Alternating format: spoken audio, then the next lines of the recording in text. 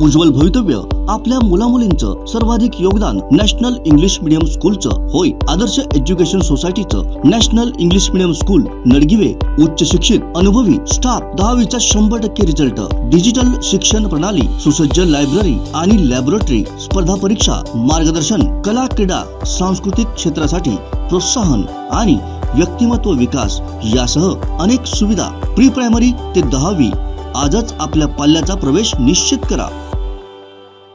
विद्यार्थ्यांना शेतीबद्दल आवड निर्माण व्हावी आणि शेतीतील विकसित तंत्रज्ञान याची माहिती व्हावी यासाठी एक दिवस बळीराजासाठी हा उपक्रम राबवण्यात येतोय। भरणी येथील जिल्हा परिषद शाळेच्या मुलांची शाळा शेताच्या बांधावर भरण्यात आली। यामध्ये मुलांनी भात शेतीची लागवड करून इतर पालेभाज्यांचं देखील माहिती शेतकऱ्यांकडून जाणून घेतली। सध्या तंत्रज्ञानाचं युग आहे आणि या युगात माणूस आता झपाट्याने आपली प्रगतीही करतोय। पण हीच प्रगती करत असताना भारत हा कृषीप्रधान देश आहे आणि त्यासाठी शेती केल्याशिवाय पर्याय नाही हे आता सर्वांनाच माहीत असल्यानं नवीन पिढीला शेतीची आवड निर्माण व्हावी यासाठी भरणी जिल्हा परिषद शाळेनं एक दिवस बळीराजासाठी हा उपक्रम राबवलाय। 47 मुलांचा यात सहभाग होता। कणकवलीतील भरणी येथील सरपंच अनिल बागवे यांच्या शेतावर ही शाळा भरली। सरपंच अनिल बागवे यांनी मुलांना शेतीबद्दल माहिती दिली। आधुनिक पद्धतीने शेती करत प्रगती कशी साधता येईल याविषयीचं त्यांनी मार्गदर्शन केलं। यावेळी शिक्षक रासम राणे, रासम धवण, प्रकाश बागवे उपस्थित होते।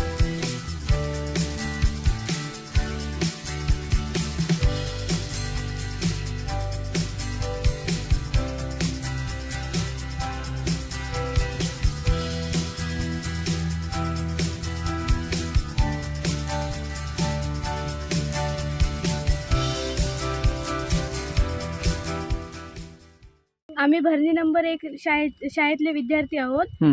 सरपंच यांच्या शेतात आम्ही शेती करायला लावायला आलो। कसं वाटलं शेती लावताना? शेती लावताना एकदम भारी वाटलं।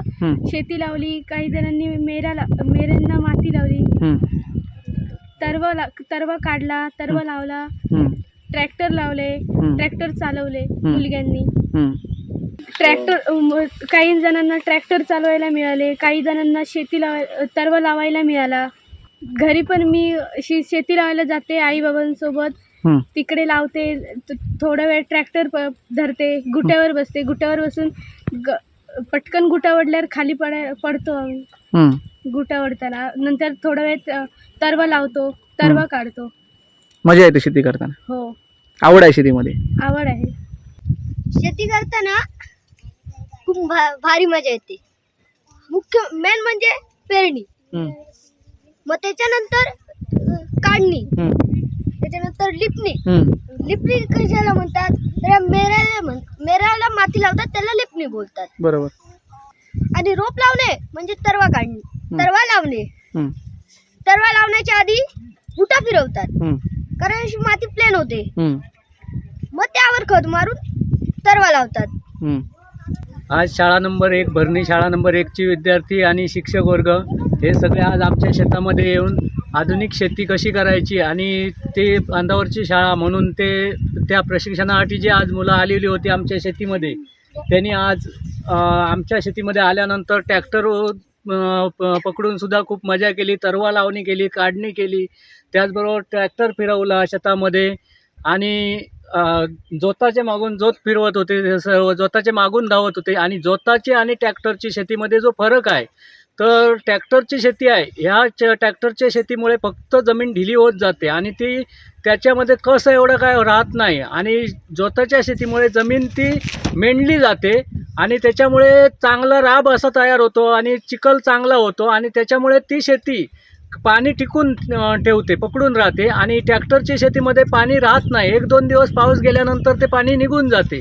म्हणून जी जोताची शेती आहे, पूर्वीची जी चाल आहे जोताची शेती, ही खरोखरच चांगल्या प्रकारची आहे आणि त्याच्यामुळे राब शेतीला मिळत असतो आणि त्या आधुनिक शेतीमुळे जोतामुळे ते बरेचसे फायदे होत असतात आणि ती शेती जी आहे ती चांगली पोषक ठरते आणि चांगल्या प्रकारे ती शेती बनते।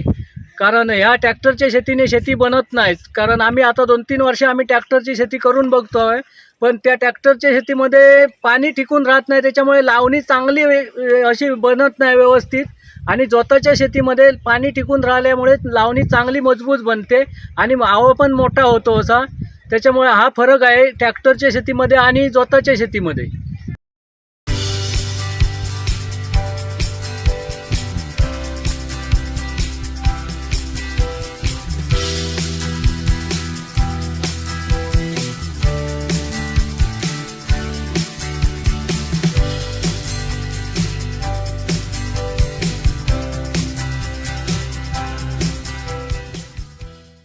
आमच्या शेतीमध्ये ही मुलं आलेली आहेत शेतीची माहिती घेण्यासंदर्भात. ते हळद लागवड केलेली आहे, आम्ही काकडीची लागवड आहे, भोपळा लागवड आहे, दोडका आहे, कारली आहे, पडवळ आहे, भेंडा लागवड आहे या पुऱ्या मळीला. याची पूर्णपणे आम्ही या मुलांना माहिती आता दिलेली आहे की अशी प्रत्येकाने जर थोडी थोडी तरी ही लागवड केली, प्रत्येक मुलाने जरी थोडं काय नाही केलं तर भाजीपाल्याचं ही व्यवस्था आपल्या घरच्या घरी होऊ शकते.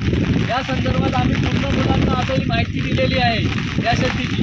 आणि अशीच मुलांनी बोलली आहेत की आता आम्ही पण अशी लागवड करू आणि त्यातून आम्ही आमच्या घरात जे भाजीपाला लागणार आहे तो आम्ही उपलब्ध करू, घरच्या घरी उपलब्ध करू, असं मुलांचं पण आम्हाला आश्वासन दिलेलं आहे त्यांनी. आणि त्याप्रमाणे आम्ही त्यांना माहिती सर्व दिलेली आहे त्या शेताची.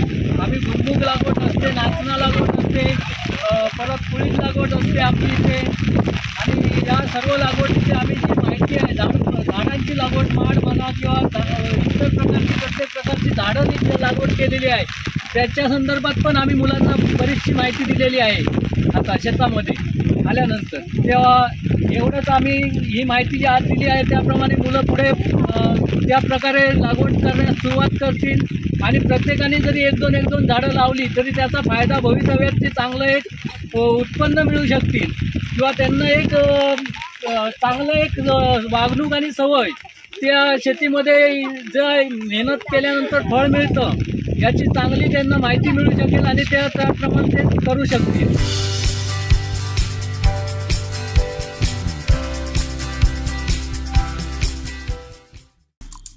आमचे दिवसभरातले सर्व अपडेट्स, ताज्या घडामोडी आणि थेट लाईव्ह पाहण्यासाठी सबस्क्राईब करा, लाईक करा कोकणचं नंबर 1 महा चॅनल कोकण 7 लाईनचं YouTube चॅनल.